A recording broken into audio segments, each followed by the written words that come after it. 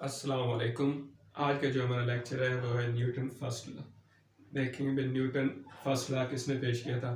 Isaac Newton हमारे पास एक English mathematician थे, फिजिस्ट थे और साथ ही साथ एस्ट्रोनॉमर थे जिन्होंने ये लॉ पेश किया था। न्यूटन फर्स्ट लॉ क्या कहता है, हमारे पास कोई चीज़ अगर रेस्ट में है तो वो रेस्ट में रहेगी। अगर कोई चीज़ यूनिफॉर्म मोशन से मूव कर रही है तो वो उसी मोशन के साथ मूव करती रहेगी, वो अपनी हालत तब्दील नहीं करेगी यहाँ तक कि अगर उस पर एक्सटर्नल फोर्स अप्लाई ना की जाए। वो उस वक्त तक अपनी हालत बरकरार रखेगी जब तक उस पर कोई एक्सटर्नल फोर्स अप्लाई ना हो। जैसे ही अगर उस पर हम एक्सटर्नल कोई फोर्स अप्लाई करते हैं वो अपनी हालत तब्दील कर लेगी। देखते हैं न्यूटन फर्स्ट लॉ की definition. A body continue its state of rest or of uniform motion in straight line unless if external unbalanced force act on it।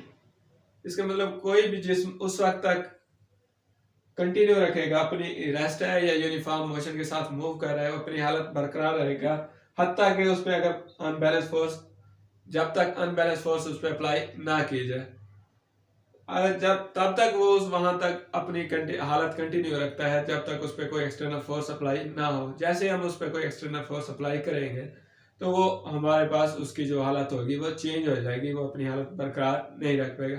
Newton की पहली शर्त यही है, अगर एक्सटर्नल फोर्स कोई अप्लाई ना की जाए, अनबैलेंस एक्सटर्नल फोर्स अप्लाई ना करें, तब तक वो अपनी हालत तब्दील नहीं करेगा, वो वैसा के वैसा रहेगा। आइए एग्जाम्पल के जरिए इसे समझने की कोशिश करते हैं। A book lying on table remain at rest। आपके रूम में एक टेबल पे कोई बुक पड़ी है, वो रेस्ट में है, हालत में है।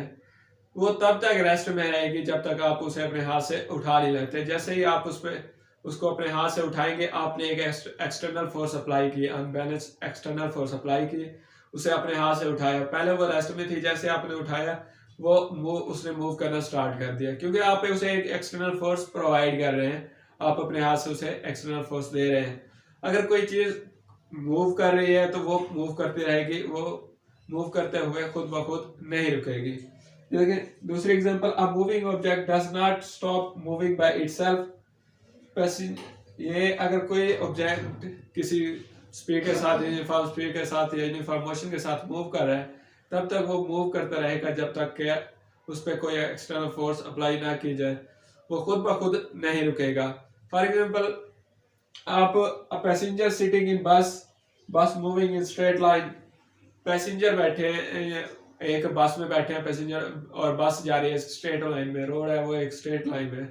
अब स्ट्रेट लाइन में वो जैसे ही मूव करती जा रही है, आगे एक टर्न आता है। अब ड्राइवर जैसे ही टर्न करता है बस को, तो जो पैसेंजर होते हैं वो एक तरफ झुकना स्टार्ट हो जाते हैं। जैसे ही वो टर्न करता है बस को, पैसेंजर एक साइड पे झुकना शुरू हो जाते हैं। वो क्यों होता है? क्योंकि उनकी बॉडी एक स्ट्रेट लाइन में जा रही होती है।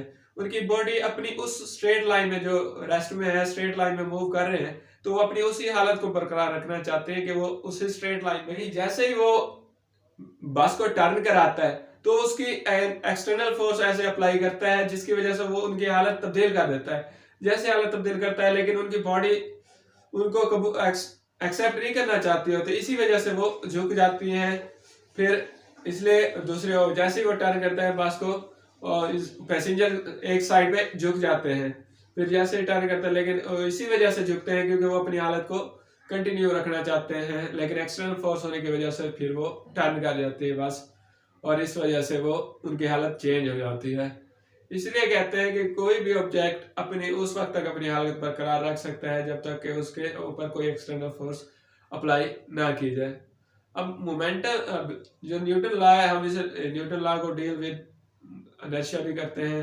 न्यूटन लॉ को हम फर्स्ट लॉ ऑफ न्यूटन, जो फर्स्ट लॉ है हमारे पास, हम उसे लॉ ऑफ इनर्शिया भी कहते हैं, क्योंकि लॉ ऑफ इनर्शिया भी हमारे साथ यह कंसेप्ट देता है कि अगर कोई चीज रेस्ट में है तो रेस्ट में पड़ी रहेगी, अगर कोई चीज मूविंग करे यूनिफॉर्म मोशन के साथ तो वो यूनिफॉर्म मोशन के साथ मूव करती रहेगी हद तक उस पर अगर कोई एक्सटर्नल फोर्स अप्लाई ना की जाए। तो इसलिए हम न्यूटन फर्स्ट लॉ को लॉ ऑफ इनर्शिया भी कहेंगे। इसमें कोई शक नहीं है कि ये दूसरा है, बिल्कुल सिमिलर है। इनर्शिया भी आइजैक न्यूटन ने पेश किया था, ये न्यूटन लॉ भी उन्होंने पेश किया है। फिलहाल आज के लिए इतना ही, इंशाल्लाह मिलते हैं नेक्स्ट लेक्चर में। उम्मीद करता हूँ आप सबको समझने में आसानी होगी। अगर आप कोई टॉपिक समझना चाहते हैं मैट्रिक टू एफएससी लेवल के फिजिक्स बुक में से, तो आप इंशाल्लाह वो कमेंट करें। इंशाल्लाह नेक्स्ट वीडियो आपके उस लेक्चर के मुताबिक होगी, आपको सिंपल लैंग्वेज में वो आसानी से समझाया जाएगा टॉपिक। चैनल मेरे को सब्सक्राइब कर दीजिएगा। इंशाल्लाह मिलते हैं नेक्स्ट लेक्चर। अल्लाह हाफिज़।